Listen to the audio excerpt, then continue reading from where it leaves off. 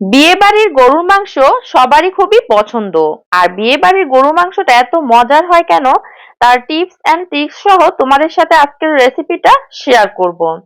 আশা করছি আজকের গরুর মাংসের রেসিপিটা যদি তুমি বাসায় ট্রাই করো, তাহলে এর স্বাদ কোনোদিন ভুলতে পারবে না।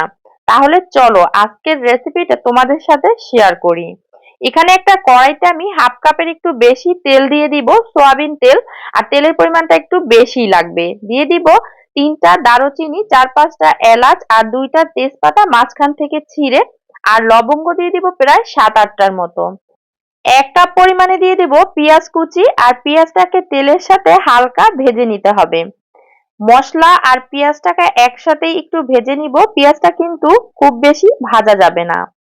হালকা ভাজা হয়ে আসলে এখানে অ্যাড করে দিতে হবে আদা আর রসুন বাটা উঁচু উঁচু করে 2 চামচ। আর দিয়ে দিব 2 চামচ জিরা আর ধনিয়া পেস্ট। আর দিলাম 2 চামচ শুকনো মরিচ পেস্ট।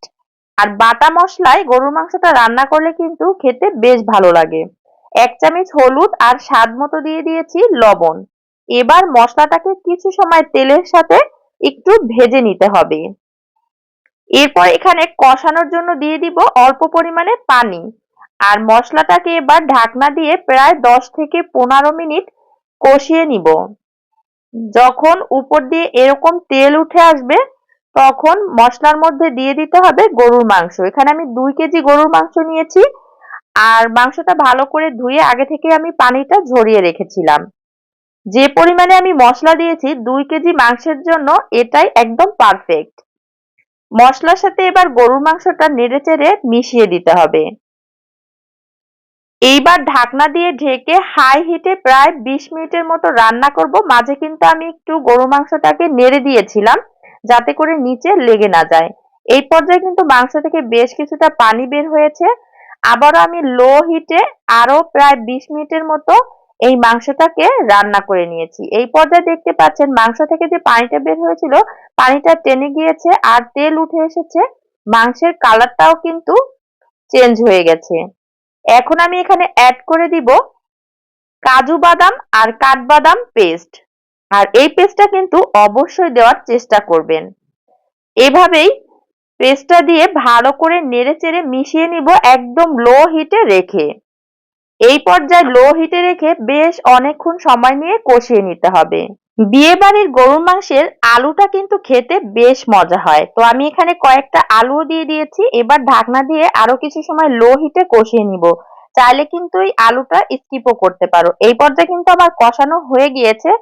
এখন এখানে দিয়ে দিব গরম পানি, প্রায় 2-3 কাপের মতো। আসলে বিয়ে বাড়িতে মাংস রান্না করলে অনেক মাংস একসাথে রান্না করা হয়, তারা কিন্তু পানি ছাড়াই রান্না করে। যেহেতু এখানে আমার অল্প পরিমাণে মাংস, তাই আমি এখানে সিদ্ধ হওয়ার জন্যই পানিটা দিয়েছি।